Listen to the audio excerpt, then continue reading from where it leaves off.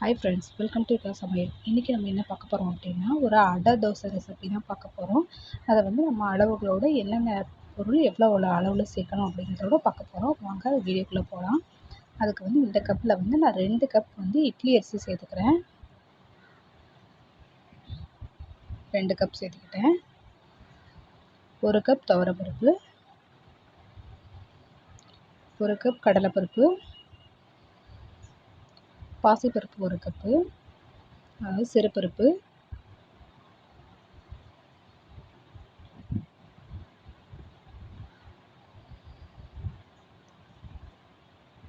ஒரு கப் வந்து உளுந்து, வெள்ளை உளுந்து சேர்த்துக்கிறேன். இப்போ இதை வந்து 3 தடவை நல்லா கழுவிட்டு வந்துடுவோம். நல்லா கழுவியாச்சு. இதை நம்ம வந்து தண்ணி ஊற்றி ஒரு 2 மணி நேரம் ஊற வச்சுக்குவோம். இதோட வந்து ஒரு 5-6 காஞ்ச மிளகாயை சேர்த்துக்கிறேன். நம்ம அரைக்கும் போது நல்லா அரைக்கணும், அதுக்காக நான் இதோடய ஊற வச்சுக்கிறேன். ஊறட்டும். இப்போ நமக்கு வந்து நல்லா ஊறிடுச்சு. பருப்பு, அரிசி எல்லாம் சேர்ந்து நல்லா ஊறி வந்துருச்சு. இப்போ அதை வந்து நம்ம கிரைண்டரில் போட்டு அரைச்சிக்கலாம்.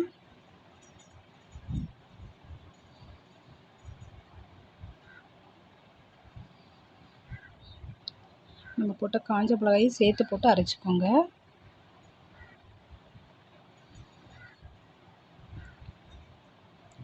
இதோட 1 ஸ்பூன் வந்து சோம்பு சேர்த்துக்குவோம். அரைக்கும் போதே சேர்த்துக்கோங்க. அப்போ தான் நமக்கு அடை தோசையில் வந்து அந்த வாடை வந்து நல்லாயிருக்கும்.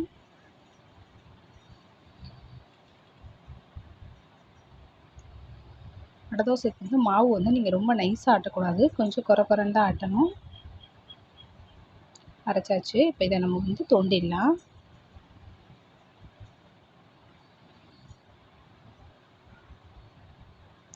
இப்போ நான் வந்து தாளிக்கிறதுக்கு 2 ஸ்பூன் எண்ணெய் ஊற்றிக்கிட்டேன்.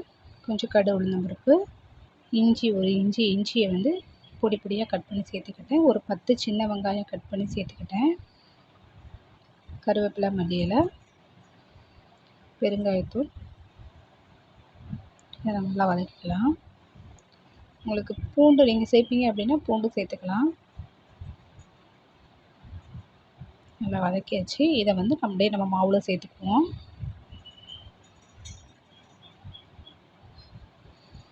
தேவையான அளவு உப்பு சேர்த்து நல்லா மிக்ஸ் பண்ணி விட்டு நம்ம வந்து தோசை ஊற்றிடலாம்.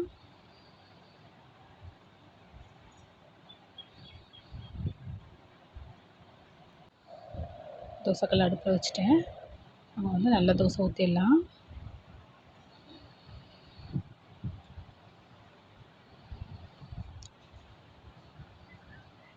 ஒரு 2 டீஸ்பூன் வந்து கடலெண்ணெய் சேர்த்துக்கிட்டேன். நீங்கள் நெய் சேர்க்கணுனாலும் சேர்த்துக்கோங்க. ஒரு சைடு வெந்துருச்சு. இதை நம்ம தோசையை வந்து அடை தோசையை திருப்பி போட்டுடலாம்.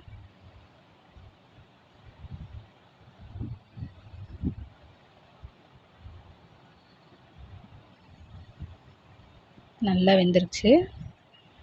நம்மளுடைய அடை தோசை சூப்பராக ரெடி ஆயிடுச்சு.